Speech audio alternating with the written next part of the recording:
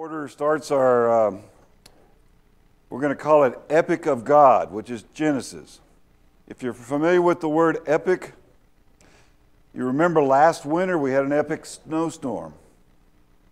And so you can put that into the context of this is something really significant, this word epic. When you look at, I guess, a definition of it, let me see if I can find one real quick. I've got my handy dictionary here. It's only a four-letter word, but it's actually a pretty good four-letter word. And according to Webster, it's telling a story about a hero or about exciting events or adventures. Very great or large and usually difficult or impressive. Now, you have to admit, last winter was impressive. And for many of us, it was difficult. While I did, it was what? It was, yeah.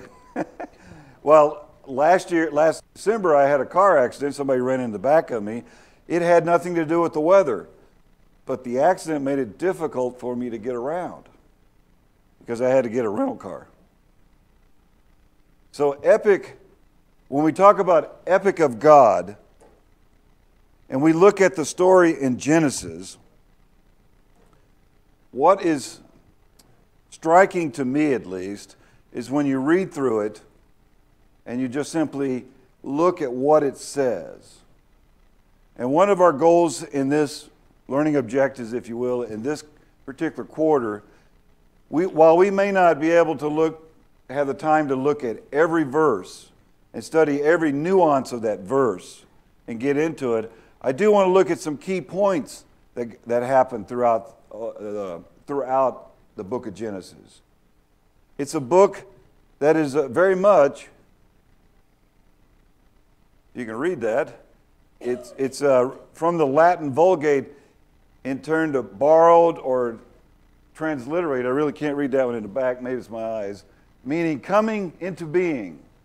In the Hebrew, in the beginning, in the Greek, coming into beginning, Hebrew, in the beginning, it's the first book of our Bible. So the word Genesis is a very good name for what this book is. And so as we get into it, we're going to see that there are different stories, if you will, different events that are very important to the building up of the story of the Bible and as it comes into the age of Jesus, whenever Jesus comes on the scene and the church is established. Some foundational stuff. In the beginning, God created. Everyone has heard that. It's something that is used quite often. God created. We're going to look at that this morning. We're going to see that after that creation, man rebelled against God. The flood happened. We're going to talk about the covenant with Abraham, Isaac, and Jacob. All these events I'm sure you have studied at some point.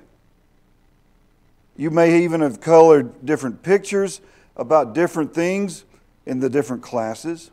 We're going to talk about Isaac and Jacob, the Israelites in Egypt, the Exodus, the birth of a nation, the covenant at Sinai, the law of Moses, the failure to enter Canaan, trials in the wilderness, preparing to enter Canaan, Moses' final exhortation, preparing for war, the first battles, conquest of the kings, the division of the land, and Joshua's era ends. Okay, that's it. That's it for we're done for the 13 weeks. That's it. You probably know the story just as well as I do. But we're going to refresh that memory, that understanding. We might even come across some things that happen that you go, wow, I had forgotten that. Or I didn't know that it happened that way. And so as we progress into this, when you look at chapter 1 in Genesis, talk about creative. Genesis chapter 1 is the creation It's the starting. It's the beginning. Let us go to our Father in prayer before we get going. Father in heaven, we're so thankful to have this time to come and study your word. To look at the message that you've given us about the creation that you did. That which started it all, that which we are amazed by, and that which perplexes and causes much thinking.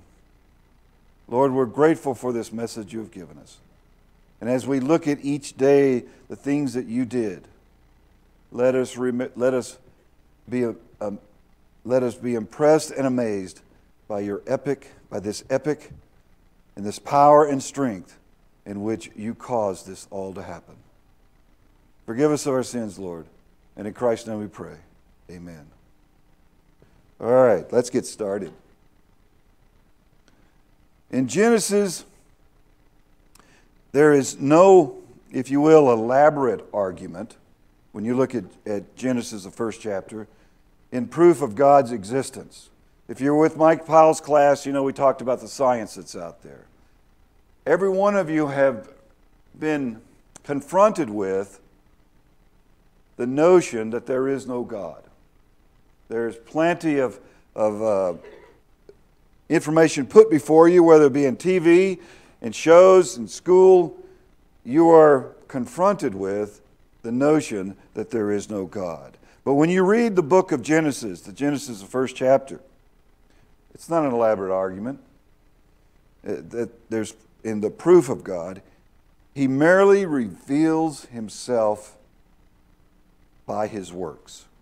Makes sense, huh? Everyone here, I think, drives a car, or at least either owns a vehicle, or knows somebody that owns one, or borrows one frequently from somebody that owns one. So you have an opinion of what is the best car, what car you will buy. And you even have an opinion of what color is the best car to buy. You'll start with the color first, many of you will, and then you'll decide what kind of car is around it. When I bought my truck, it had a Cummins diesel engine in it. I bought the engine. The rest of it came with it. So we all have an opinion about what is best, what is good, and we judge it by the work that we see and how well it works. And we know there's a designer. I recently watched a program about helicopters. It's amazing the evolution of helicopters from when it was first just barely able to lift an individual off the ground to where it now drops lots of water from the air. You know, we see a lot of that on wildfires. It now carries people and supplies and large things, but it took a while to get there. But there was basically one man who led that evolution. And he developed a very heavy lift helicopter, and it worked.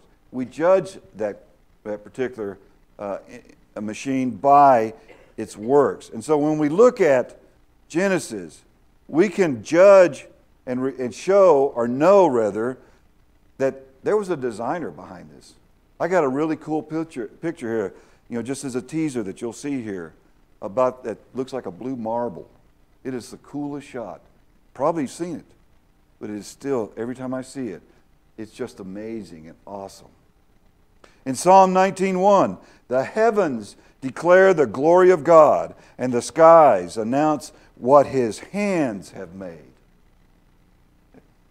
Anybody see that eclipse just recently? That's pretty amazing. I watched it with a group of people at work. We took our 15-minute break at the same time, and we went out and watched that thing. One of the gals that works with us there, she comes out and she's looking at it and she's going, how do they know this is going to happen now? And so she was amazed that man would know that this is going to happen now. But yet, if you observe what God made long enough, you're going to see there's a design to it. Certain things happen. Certain laws happen. In Psalm 145, verse 10, Lord, everything you made will praise you. Those who belong to you will bless you. We are made by God. He designed our bodies. Talk about creative. I mean, I've built a few things. I think they're kind of cool. But look what God did. Look what God did. And so, on day one, what happened on day one? Let's see if we can get there. Turn to in your Bibles, scroll over to it, Genesis, the first chapter, verse 1. In the beginning, God created the sky and the earth. The earth was empty and had no form. Darkness covered the ocean, and God's Spirit was moving over the water. Then God said, "Let there be light." And there was light. God saw that the light was good, so He divided the light from the darkness. God named the light day and the darkness night. Evening passed and morning came. This was the first day. Now, I thought I'd try to illustrate that with, there's this, remember, thus sprach Zarathustra, something like that. Remember Hal? And you had this, and this music brings up, and then the sun comes up and all that stuff. I thought about doing that, but I couldn't figure out how to work it into the PowerPoint. But just, I mean, this is what I hear. God said, "Let there be light," and it was there. In 1493, sorry. In 1493, this particular document that the English-speaking world refers to as the Nuremberg Chronicle, it was a biblical paraphrase of the history of the world, if you will, from a biblical perspective. And this is how they illustrated that first day of creation. I don't know, how do you see something that was empty and had no form? How do you illustrate that to us from a visual perspective? You know, we sometimes have referred to people as empty and no form. You know, the lights are on, but nobody's home. You know, there's a lot of things you can try to grasp, but just looking at what the first day of creation was, as you read it, the earth was empty and had no form. The darkness covered the ocean, and God's Spirit was moving over the water. And God said, "Let there be light." Now, the only way I can do that is I can ask somebody to flip a switch, and I'll have light. I can pull out a little flashlight that I carry, and I can turn it on, and then I have light. But I cannot speak light like God can. And so He spoke it. God saw that the light was good. He liked it. He thought it was pretty good, pretty cool. I think light is good. You know, when it's dark, you can't see what's in front of you. When you're on a wildland fire, one of the fire orders they give you is to know the terrain you're in, what's there. You show up on a fire, it's dark, and you go walking out to it, guess what? You might be walking over a cliff. So you need light to know where you're at. And God said, "Let there be light." Evening passed and morning came.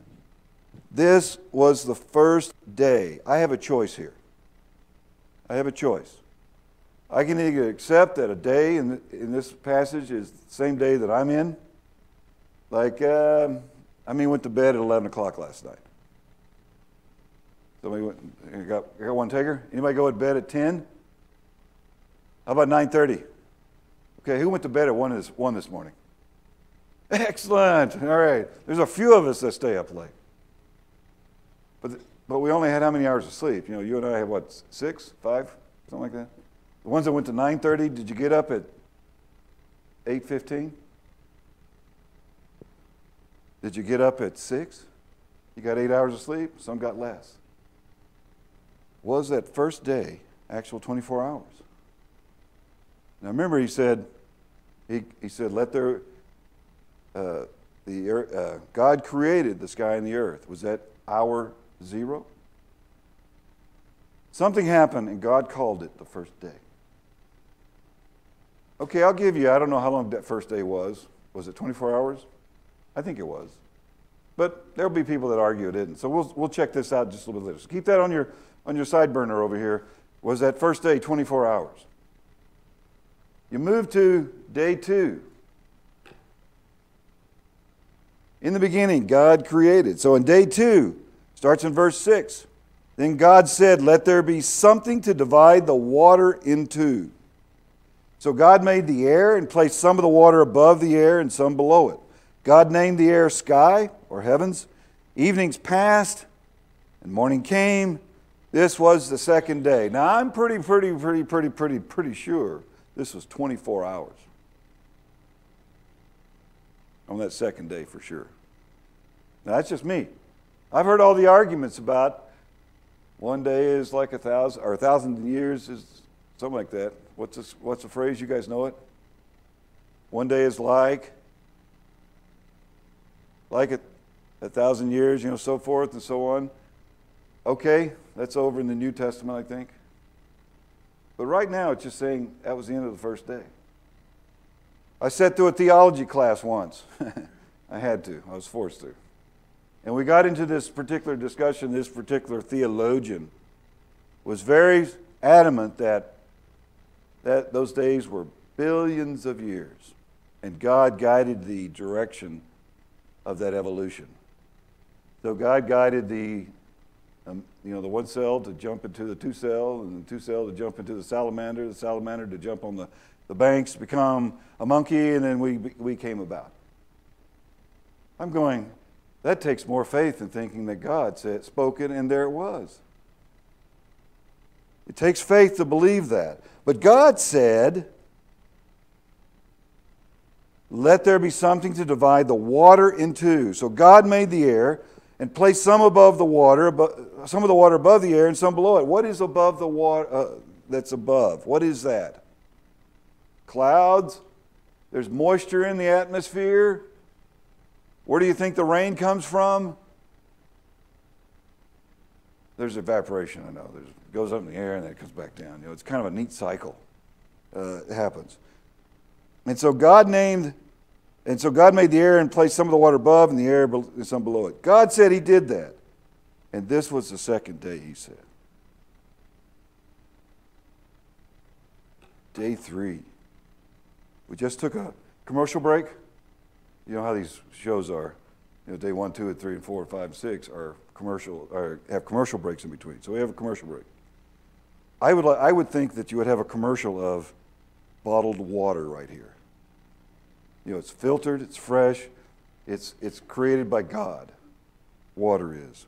Anyway, we go back to the next day. Then God said, let the water under the sky, which is where? The liquid water, right? That which is under the air, gather together so the dry land will appear. And it happened, it says here. It's what it says here. God named the dry land, what do you name it? What do you name it? Earth. Did you know that art is in earth? Have you seen that sign? You look at the word earth and it's E-A-R-T-H. And in the middle it's art. It's just, I don't know why they do it that way, but some people like to put those little things to show how many other words are in a word. But He called the dry land earth. Terra firma, if you will. And the water that was gathered together, He called them seas. God saw this was good. Then God said, let the earth produce plants, some to make grain for seeds, and others to make fruits with seeds in them. Every seed will produce more of its own kind of plant. And it happened. Did you catch that? And it happened. The earth produced plants with grain for seeds, and trees that made fruit with seeds in them. Each seed grew its own kind of plant.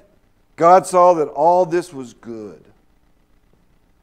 Evening passed, and morning came. This was the third day. I see a trend going on here. If day means day, there's a 24-hour period that just got through happening. When God separated the earth, the dry land from the water, He spoke it, and it happened. Now, we don't have video of exactly what happened right then. We don't have many times you've probably seen it on some movies where they try to illustrate some of these great cataclysmic events. And so you see the earth rise up and the water sliding, flowing away, and all these changes are happening moments in just a moment. Now, you can see, I forget one of the movies recently, but it was about some kind of destruction, end of the world kind of thing. And it just, all the changes that took place almost were instantaneous.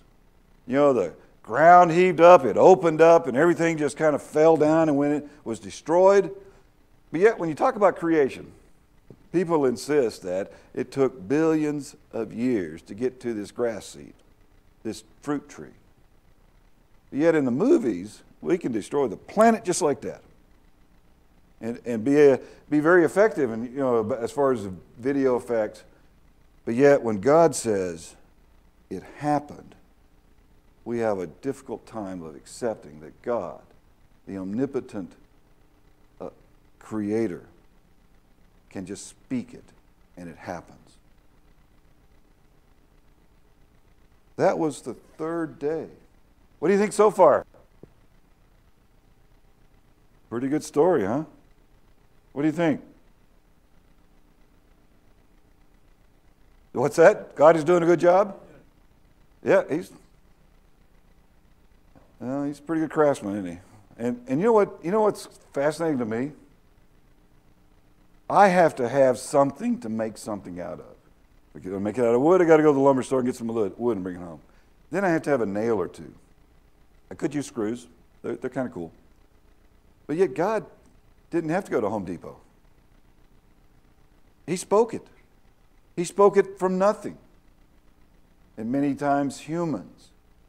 You can read all the literature you'd like, those that are critics of having, you know, the notion there's a God. Well, you just can't do that in a day. Well, I can't. I know that. But God can. This was the third day. I better, let's see. Yeah, I'm wearing that. All right, let's see what happened on day 4. I love this one. This is the day the sun came, or was made. Yeah, and even with the smiley face. Yeah, we get up in the morning, we're smiling, right? Or we're going, oh, I got to go.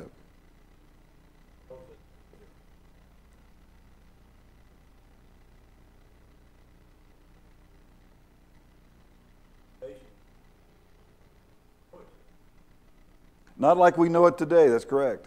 But there was light. Correct. There was light, but there wasn't the sun, which remember, he put all that together on the third day, the seed stuff. He planted it, and on the fourth day, God created. Let's see what he created. Then God said, let there be lights in the sky to separate day from night. These lights will be used for signs, seasons, days, and years. They will be in the sky to give light to the earth. Then what does he say? And it happened. This sun pops up with a smiley face. The moon in the back laying over there is half asleep. The stars sparkling out there. It happened. So God made the 2 large lights. He made the brighter light to rule the day and made the smaller light to rule the night. He also made the stars. God put all these in the sky to shine on earth, to rule over the day and over the night, and to separate from the light from the darkness. God saw that all these things were good. Evening passed and morning came. This was the 4th day. Wouldn't you like to have seen that? At least a video. Maybe even a still picture. The sun was created. The third day, to Wes's point, the third day there were seeds. The fruit trees, the grains were, I don't know if it was planted or just made. I'm not sure what took place. Did he put a plant there? Did the chicken come first or the egg?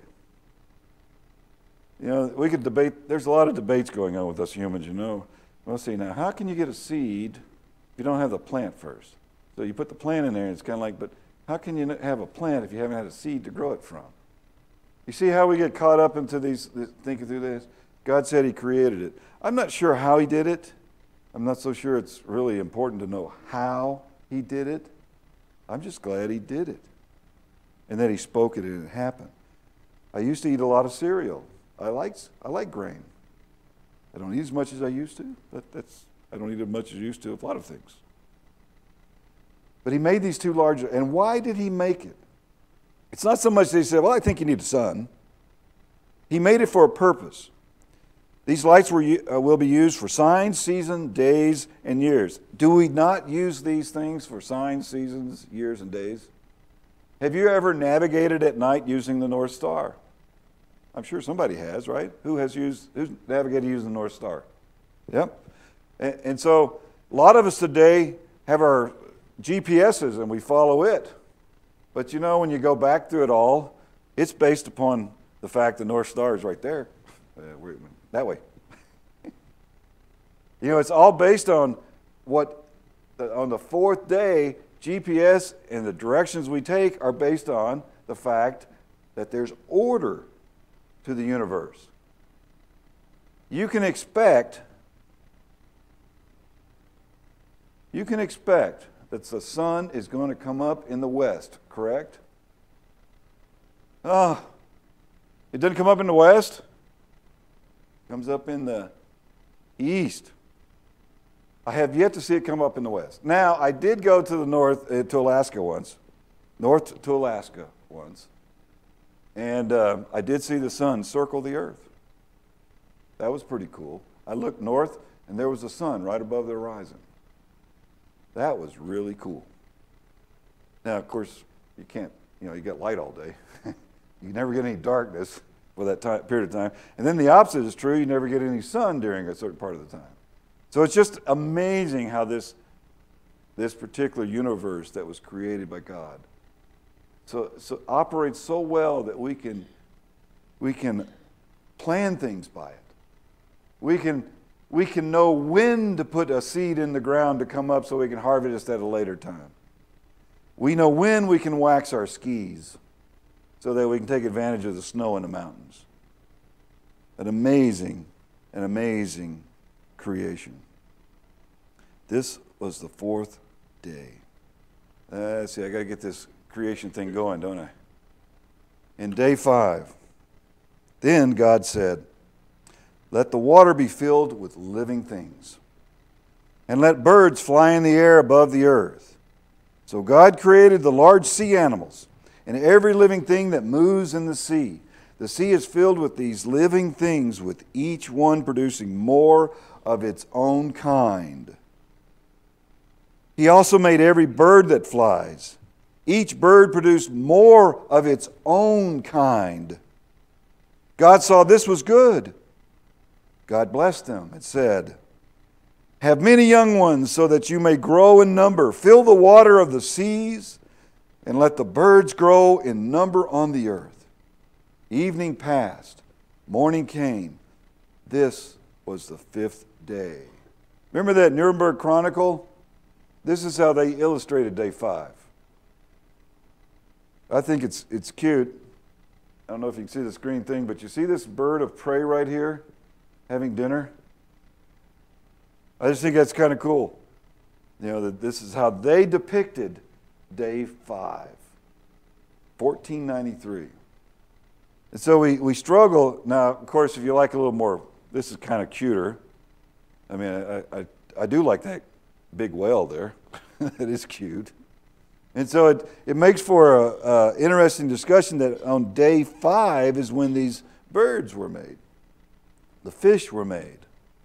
And so you could say that the birds and the fishes are way more ancient than we are because they were made before we were. And so next time you go bird hunting, tell them thank you. I enjoy a duck, but I'm so impressed with the fact that God made them, the type of animal they are, the type of things they do, and the sustenance they do provide for humans. What a wonderful creation. And these animals that He created. Some of the things in here, the points that come about is that He said, produce more of its own kind. And what does evolution say? That one kind became another kind, which contradicts very much what goes on here. So if you have taken the notion on that God guided the steps of evolution, then you've got a contradiction going on. God said, produce more after your own kind. But evolution says that there was this amoeba. It went and did something else. It went to something else. And then finally we became created, or evolved, rather. So there's a contradiction going on if you as a Christian feel that somehow God led and guided evolution, whereas the Scriptures say He created the large sea animals and every living thing that moves in the sea. The sea is filled with those living things. Have you ever looked at how many critters are in the sea? I once was in a store in Mallorca, Spain. Went down the aisle of all the sea critters. I was impressed with what people eat out of the sea.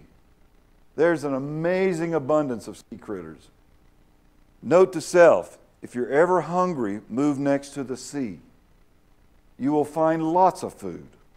You've got to figure out how to cook it. But there's lots of critters there to eat. It's just amazing what He provided for us. We love it when we see the National Geographic of these large schools of fish just swimming, in a school, swirling around. It's amazing to see the other bigger animals come in and eat them and capture them. But at the end of the feasting of the big animals on the little animals, there's still quite a few animals, little animals, still available for others to eat. It's an amazing system. That was the 5th day. Let's see. Day 6. This is a day we all really appreciate. All the humans really appreciate. The 6th day. Then God said, let the earth be filled with animals, each producing more of its own kind. Let me stop here just a second. Have you ever seen any movies about depicting God in creation, and they try to do a good voiceover, so they get Morgan Freeman to come in and do the voiceover for this, and something like, then God says, let the earth be filled with animals. He's got to be very vague. I don't know what God's voice was, but I do know this. It was very, very authoritative and commanding.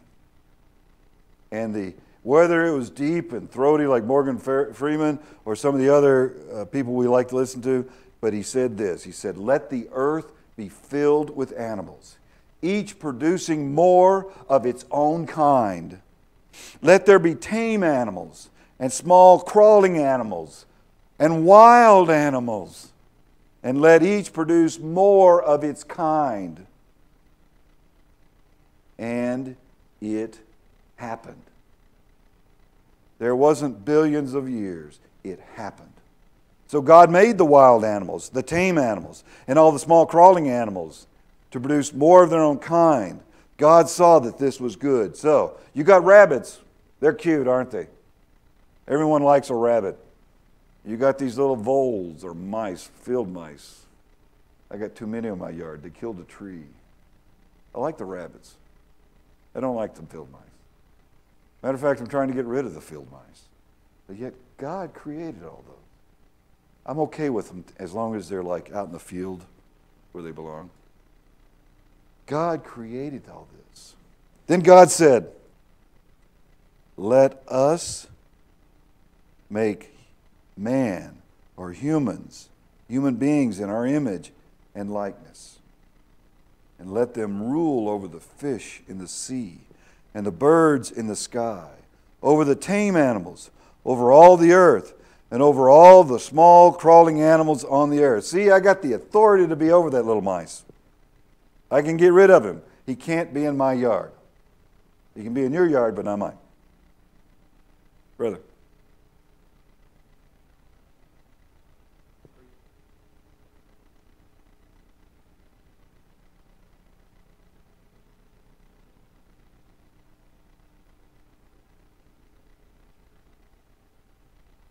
Yep.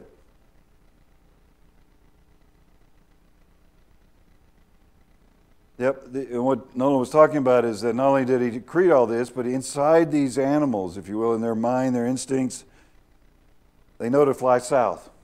They know when winter is coming.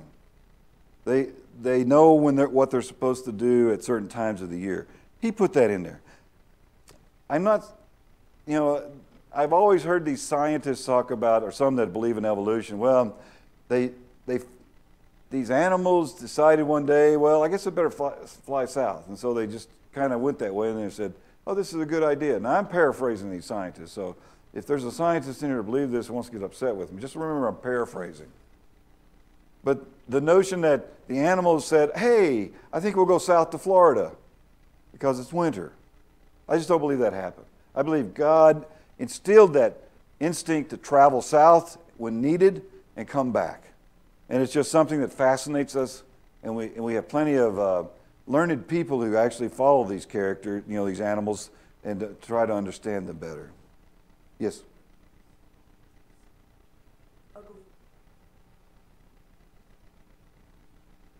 Yep. Yeah, Linda was referring to the deep sea ugly critters that have that little light bulb that's right here. It attracts them, and then they eat whatever comes to it. God made it. God. Yeah, it's so dark. And they're very ugly. Yes, it's dark down there, it's very ugly, but he gave them a light bulb. So, God made all that. So, God has a humor. I mean, that's pretty humorous when you look at it. But God made it for a purpose. He says, let us make man in our image, after our likeness. Let them have dominion over the fish of the sea and over the fowl of the air. Fowl of the air, King James talks about, over the cattle, over all the earth, and over every creeping thing that creepeth upon the earth. But you notice he didn't say we had a right to destroy and really mess up our planet, right? Unfortunately, over the years, man has abused the planet. I believe this tells us we need to be taking care of it. And we need to be very wise in what we do. So God created man in his own image. In the image of God, he created them. He created them male and female. God blessed them and said, have many children and grow in number. Fill the earth and be its master. Rule over the fish in the sea and over the birds in the sky and over every living thing that moves on earth.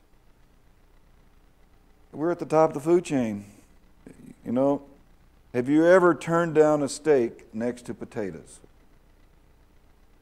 I love all of God's creation, right next to the potatoes. You've heard that, right? Potatoes and gravy. But that doesn't give us a right to go out and destroy and just obliterate a species. We need to take care of this earth because we have been charged with taking care of this earth. God said, look, I have given you all the plants, talking to the man and woman, plants that have grain for seeds and all the trees whose fruits have seeds in them, they will be food for you. I have given all the green plants as food for every wild animal, every bird of the air, and every small crawling animal. And it happened. God looked at everything he had made. He said it was very good. Evening passed, and morning came. This was the sixth day. It was very good, he said. So basically, kind of put it all together there. You got this little chart here. And on the seventh day,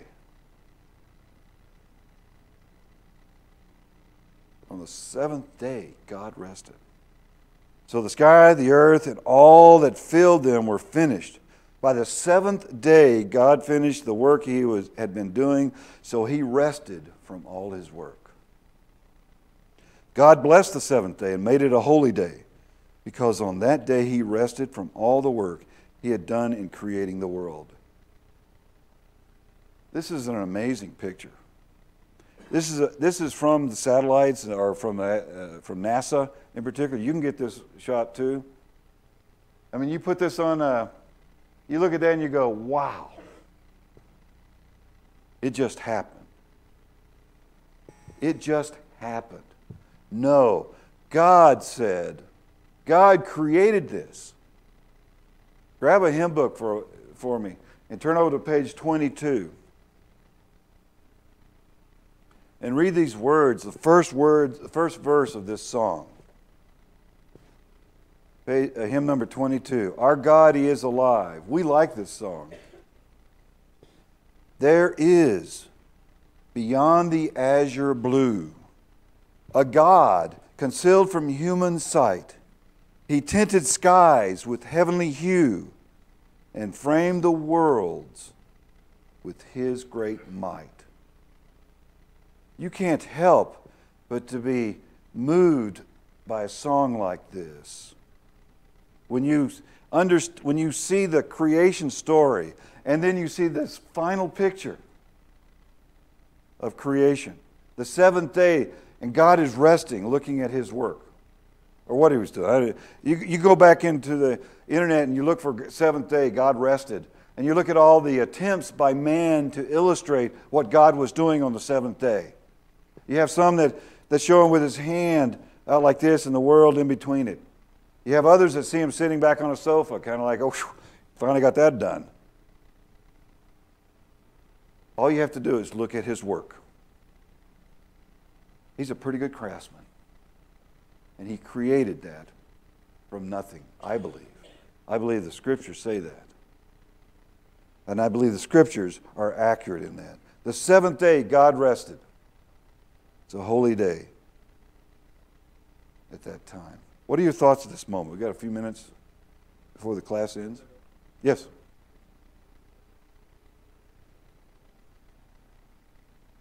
Correct.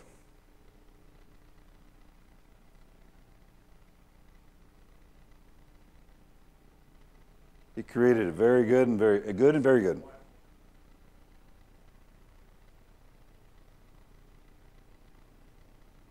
Yeah, and depending on how you define perfect, without flaw maybe, but perfect can also mean complete. So it was completed. But yeah, you're right. People have look at that. Why didn't He make it perfect? Because there's evil on the earth. Yeah. Larry?